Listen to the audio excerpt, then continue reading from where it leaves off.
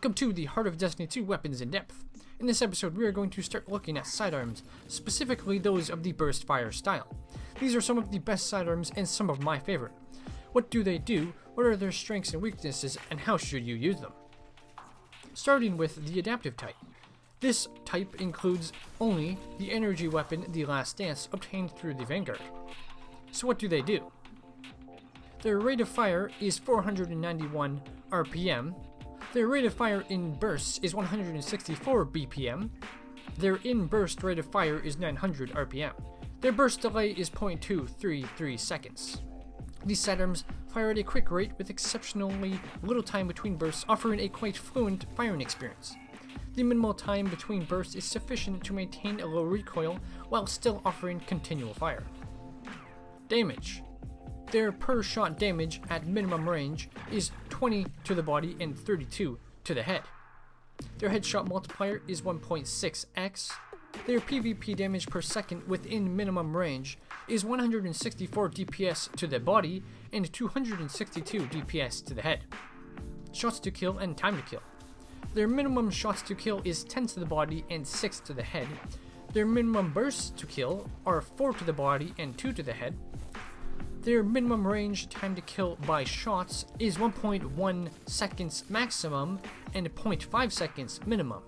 Their minimum range time to kill by bursts is 1.23 seconds maximum and 0.5 seconds minimum. These weapons have great critical damage, with a single burst able to remove a target shield. Their lower body damage is low for a sidearm, but still competitive overall. Their high optimal damage output will allow you to compete with the fastest killing weapons available and cut down shotgun users with ease. Their crit damage at its lowest will still be sufficient to finish low health targets. Range. Their minimum range at its lowest while aiming down sights is 15 meters and at highest 16.5 meters.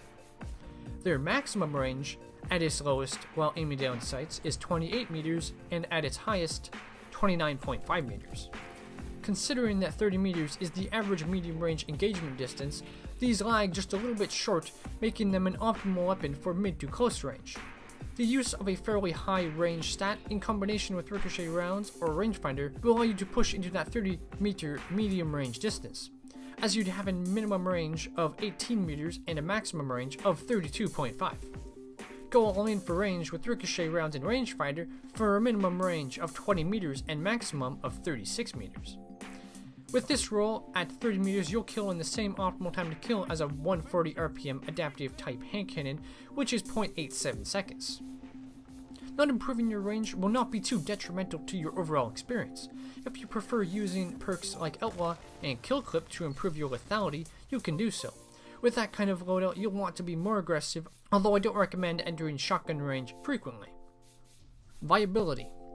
Arguably, these are the best sidearms available. The key to their potency is both their low recoil and quick optimal time to kill. Their low recoil allows them to land shots at longer ranges, while their high time to kill rewards skill play. These are sidearms that handle well, have great potency, and even plenty of ammo in the mag. They are exactly what you want from a reliable and potent backup weapon, while also an exceptional primary for aggressive flanking and dueling. Their body time to kill is low, but if you're an even half decent Guardian, you'll land at least a few crits and infrequently see that slow time to kill. The satisfaction that you can get cutting down shotgun and Luna's users is practically unmatched. The top perks to look for are number 1, ricochet rounds. The range gain from this perk definitely places it as the best in slot, plus it won't take up a trait slot. Number 2, Kill Clip. With this perk active, you will be able to kill all targets with 5 shots within optimal range, and matched with ricochet rounds, you will be able to 2-burst kill any target within 22 meters. Number 3, Rangefinder. This perk will be your best option for improving your engagements at longer distances. The optical zoom it offers will improve your ADS range and recoil. They're great perks to look for. Threat Detector. With this weapon, you'll often find yourself in close range with targets, making the benefits from this perk quite useful. Outlaw. This perk's lightning fast reload is always great. My god rolls to look for. Ricochet rounds, Outlaw, and Rangefinder. But for range reliability, this roll will be great for dueling. You can use this one like a short range hand cannon. You'll want a range masterwork on it. Ricochet Rounds Threat Detector Kill Clip. The best roll if you want to get a little closer and be extremely aggressive. As well, this will be your best bet as a backup weapon to swap to. Handling will be its optimal masterwork. Ricochet Rounds Outlaw Kill Clip. This one is built for the skilled player and will make a great primary weapon for mid to close range. You'll definitely want a range masterwork. The type of player. These sidearms are made for average to above average guardians. Guardians skilled with both a great aim and strong movement skills will see the best use of these. Bad positioning and misses will get you killed quickly. Luckily the fire rate is quick, so you won't be punished too extremely for missing. The Aggressive Burst type. This archetype includes the kinetic weapon Smuggler's Dagger obtained through World Drops, and the energy weapon Death by Scorn obtained through the Spider. What do they do? These fire at 327 RPM, have a burst per minute of 164 BPM, and an in-burst fire rate of 600 RPM. Their burst delay is 0.267 seconds. These sidearms, as you know if you've used one, fire a little different than most burst fire weapons. They fire 2 rounds, they fire these at a slower rate, and have a longer delay between bursts. Damage. Their per shot damage within minimum range is 33 to the body and 44.6 to the head. Their PvP damage per second within minimum range is 180 DPS to the body and 243 DPS to the head. Shots to kill, time to kill. Their minimum shots to kill is 6 to the body and 5 to the head. Minimum burst to kill is 3 to the body and 3 to the head. Their minimum range time to kill by shots is 0.83 seconds and 0.73 seconds. Their minimum range time to kill by bursts is 0.83 seconds maximum and 0.83 seconds minimum. These weapons' damage is the total reverse of the last archetype, having a very high body damage while low crit damage. What this low crit damage will mean for you is that you will have little to no reason to try to aim for the head. The time to kill essentially won't change whether you hit headshots or not, as long as you're within optimal range. These weapons have exceptional body shot time to kill and pack a real punch with each burst. Range. Their minimum range at its lowest aiming down sights is 16 meters, and at highest is 17.5 meters. Their maximum range at its lowest aiming down sights is 29.3 meters, and at its highest, 31 meters. These have great base range stats, and with perks, their range can become exceptionally high.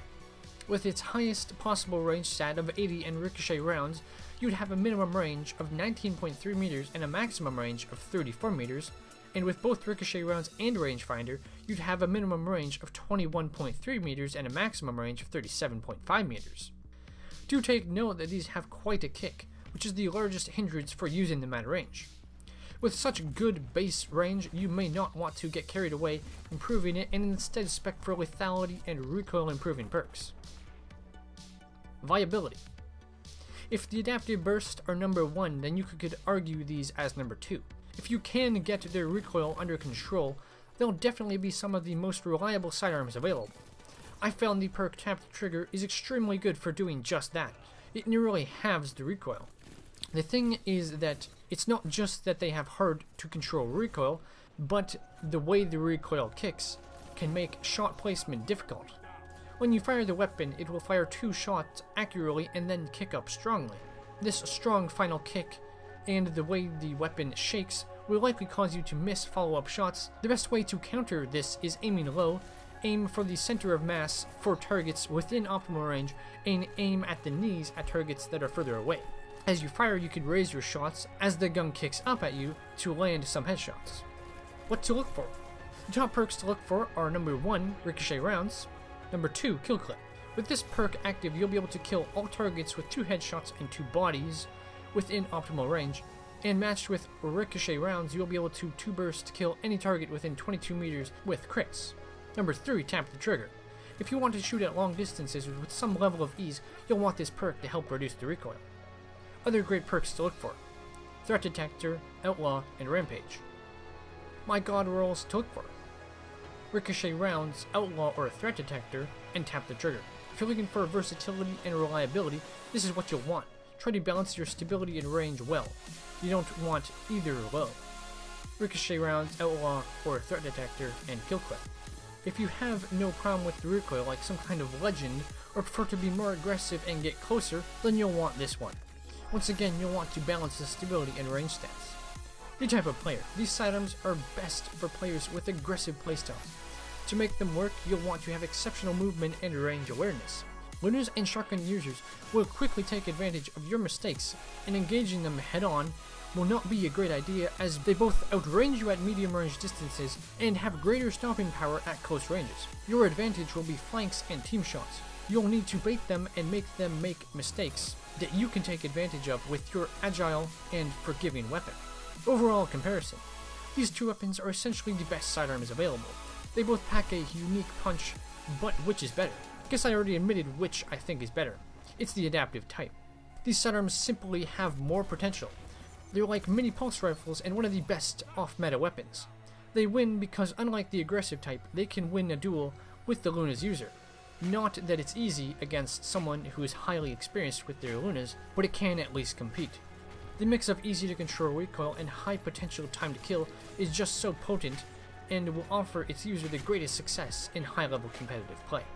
Which burst sidearm do you prefer? What god rolls have you been enjoying? Thanks for watching, and I'll see you in the next episode.